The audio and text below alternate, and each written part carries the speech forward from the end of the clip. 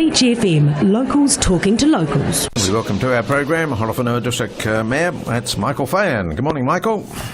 Hello, Nigel, and hello, listeners. What is the weather like in Levin this morning? Oh, mate, it's always good up here, Yeah. you know, even if it's bad, it's good compared to anywhere else. So, no, we got a sunny day up here today. Yeah, good as gold. It felt like the last 2 days we sort of went from shorts to duffel coats, really. Yeah, you know? sure.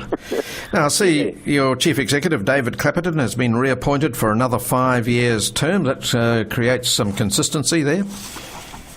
Yeah, I guess so.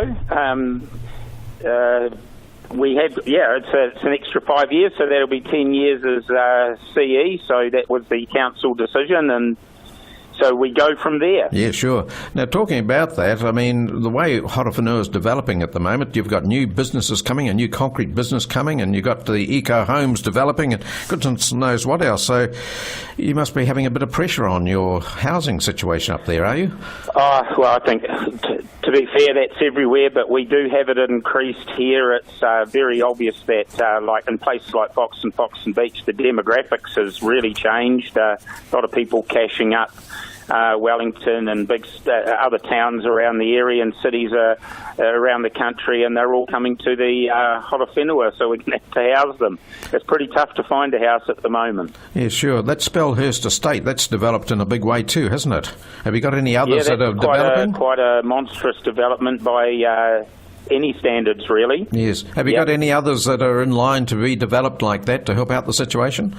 Oh yeah, there's definitely other developments on a smaller scale that are happening, but also waiting for some surety around what's happening in terms of the roading around Levin, because there's areas set aside by council for development, and I think once we have a bit more surety around some of our roading, I think that we will have even more people coming here, and especially the government policy statement on really wanting to push rail as well. Any connections like that, particularly to the south of us, to Wellington and the like, would encourage, I believe, a lot of people from down that end to move up to our end. Yes. And have a little bit of disposable capital left after they've bought a house.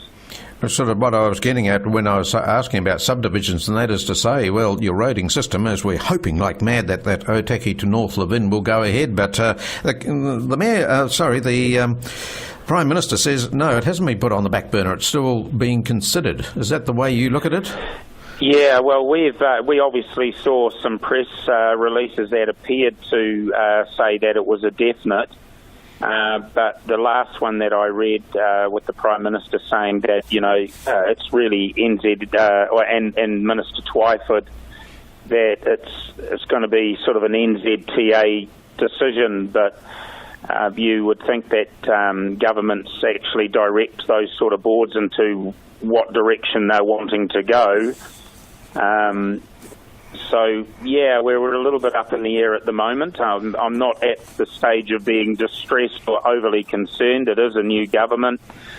Some things take a while to organise, but I believe that it's imperative that Levin absolutely has either, whatever you want to call it, O2NL or expressway, or a real quality bypass with big interchanges at each end of town, one near Kimberley and one up the other end of town.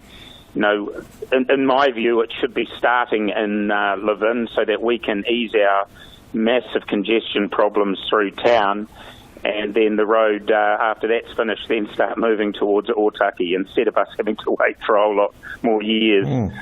So does your council have any preference on the west side or the east side of Levin?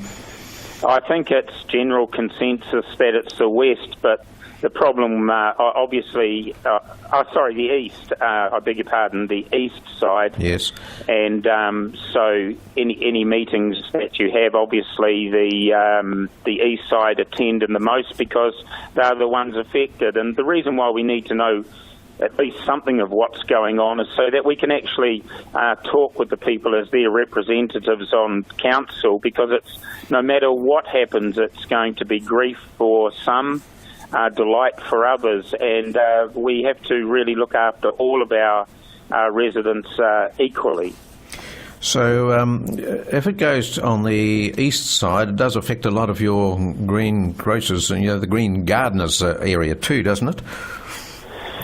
Well, there's a number of options on that side. It's always going to have an effect on something, and so yes, I would say that there will definitely, no matter what option on that east side, there will be productive land that will be going AWOL. Sure. If the government decided, no, we're not going to go ahead with it, what effect would that have on the Horowhenua?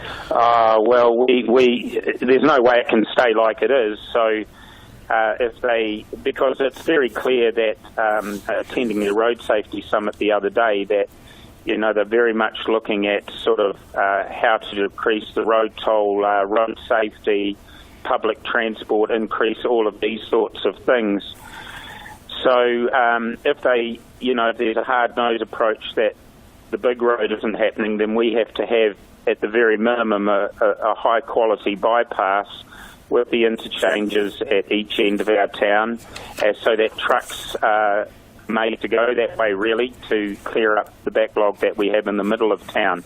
Horowhenua Road can handle the traffic, which is State Highway 57, and State Highway 1 can as well, but we just need to get rid of the trucks in the main. Yeah, sure. But ideally, you would think that if you're going to build a road to Otaki, that you're going to carry on with something to Levin. That's going to happen, but we really need to know where we sit as a district, particularly that Levin's our capital town to all intents and purposes. So, yeah, it's vital in lots of ways, for infrastructure, for everything. So any indication of when there may be a decision, or is that NZTA's decision or the government's final decision? Well, the way I read it is that public submissions are closed on the 23rd of March, and there's 6 shortlisted route options, and that it just goes from there. My experience with NZTA, with many other mayors in the region when we were fighting hard for some alternatives and options around the Manawatu Gorge, is clearly shows me that we have to be really on the ball, and there has to be very fair and frank and honest discussion with NZTA. So that's what we'll be pushing for as a council, and have always pushed for that. Good on you. Well done. And just finally today, I know you're a busy man. I see with the Horowhenua's closings, it's an economic gap, and your job numbers grew by 2% over the year. Yeah, well, that's a good thing. I mean, anything that grows employment is helpful, but I'm very much of a type of person that I really want to attract industry that's just not labour intensive, and it definitely can't be water intensive, because that is an issue for us to ensure that we can actually provide water to a growing population over here. So I'm very interested in a number of ways that we can try and encourage the young people to stay here, not just as labourers, but in all sorts of fields. And we have HLC, a learning establishment over here, that can tie in with that, and it does with some things. We're becoming an older person area, a retirement area, that is for sure. So that type of industry is big in itself, that revolves around the care and looking after people who get older. So that's what we've been targeted under the Accelerate 25. So, and that seems to be what's happening. Yeah. Well, you say water. Is that a big concern for you still up there? I thought that had been rectified. But with industry coming, you'll need a lot more, I suppose. Well, I think that wet industries in particular will exacerbate the problem here. We have a high allocation of our water goes to market gardens and to some farms, but to industry as well, and it's pretty well allocated.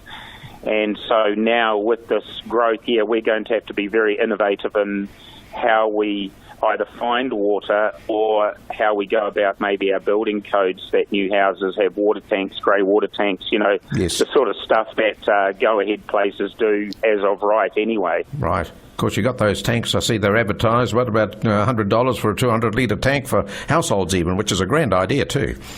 Oh, well, that definitely is an absolute starter, and no two ways about that.